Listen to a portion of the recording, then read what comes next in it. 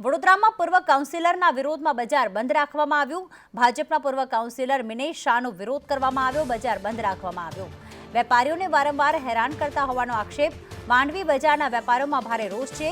ભાજપના પૂર્વ કાઉન્સિલર જે વેપારીઓને હેરાન પરેશાન કરી રહ્યા છે તેવા આક્ષેપ સાથે વેપારીઓ દ્વારા આજે બજાર બંધ રાખીને વિરોધ કરવામાં આવી રહ્યો છે। દાદાગીરી કરીને વેપારીઓને કનડગતનો આરોપ છે।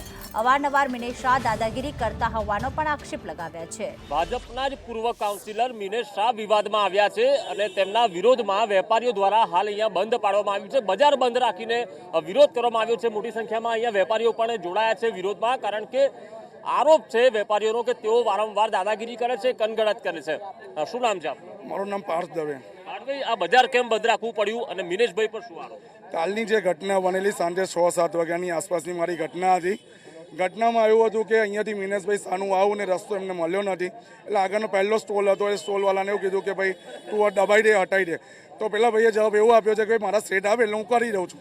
નેક્સ્ટ સ્ટોપ એટલે મારી શોપ આવી રહી છે, આ મારી શોપ છે, એટલે ત્યાં આવીને મારા ફાધરે એવું કીધું કે મારો છોકરો છે નહીં, આવે એટલે હું હટાઈ દઉં। એટલે જેમ તેમ ન બોલવાના આજે 73 વર્ષના માણસને આપ શબ્દ બોલી ગયા છે। નો ડાઉટ એટલે મારા ફાધરે મને ફોન કર્યો, મને કે આવું થયું છે, એટલે હું અહીંથી અભિજીત સોનીની દુકાન પર ગયો। મેં ખાલી બોલવા જ ગયો છું કે ભાઈ આજના તું થાય જે હોય દર વખત અમને આ મહાદેવજીને ઘંટ મારીને જાય છે। અમારો વડોદરામાં 4 દરવાજામાં એકલો માણસ હું નથી, અરે બધા દબાણ કરે છે। તમારે કેવું છે કેમ મને મારા પર બંદૂક ફોડવાની, કોઈને કહેવાનું નહીં, જે પણ પ્રોબ્લેમ હોય એ ભાઈ તું આને કહી દે છે, હવે પેલાને કહી દે છે, એટલે શું મેં એકલો ટેકો લીધો છે? એકલાને હેરાનગતિ છે કે બધાને? મને એકલાને હેરાનગતિ કરે છે।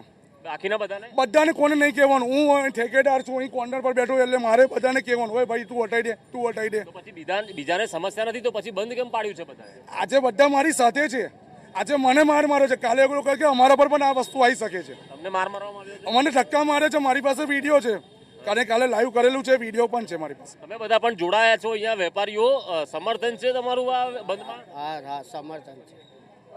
એટલે કઈ રીતે દાદાગીરી છે?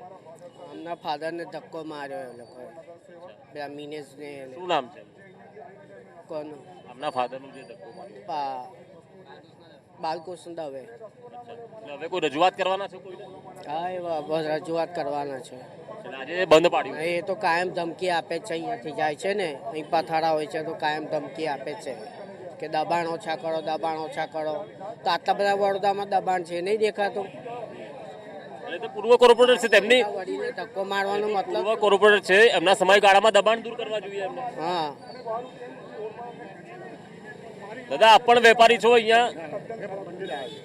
ઓકે, વેપારીઓ કહી રહ્યા છે કે વારંવારની દાદાગીરી છે અને તેના કારણે હવે વેપારીઓ એકત્રિત થયા છે। જો એક વેપારીને માર માર્યો છે તો પછી અન્ય વેપારીઓ પર પણ આગામી દિવસમાં દાદાગીરી થઈ શકે, એટલે અગાઉથી જ આ વેપારીઓમાં રોષ ફેલાયો છે અને તેઓ આગામી રજૂઆત કરવાના પણ હોવાનું ભાજપ સત્તાધીશોને રજૂઆત કરશે તેવી પણ ચીમકી તેઓએ ઉચ્ચારી છે। આજે બંધ પાડીને તેઓ હાલ પોતાનો વિરોધ પ્રદર્શિત કરી રહ્યા છે।